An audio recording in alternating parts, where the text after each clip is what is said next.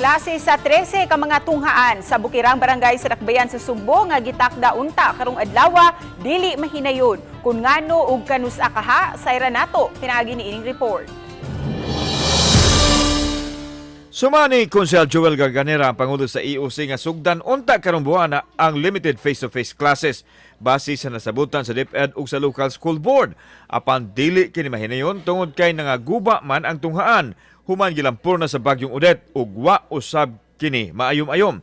Posibleng madayon ang plano unya na sa buwan sa Agosto. Ang mga barangay di inahimutang ang mga tunghaan na pili tungod kay way natala ang kaso sa COVID. Kaniyan 13 kabok, ang tanang maestra ni fully vaccinated. All the teachers are fully vaccinated. Unya, maulagi, wala madayon tungod sa bagyo.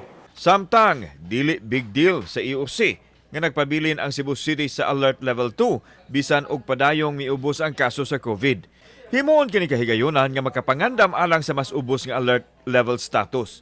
Mukapin na lang sa 200 ang active cases sa Cebu City ug ang positivity rate ubos usab itandi sa WHO threshold. I'm very positive with that nga maabot na natong alert level 1. Bisan sa ubos nga kaso sa COVID, kinahanglan gihapon nga mutuman ang katawhan sa mga minimum health protocols. Kauban si Clover Lumayag, ako si Alan Domingo. Balitang Bisdak.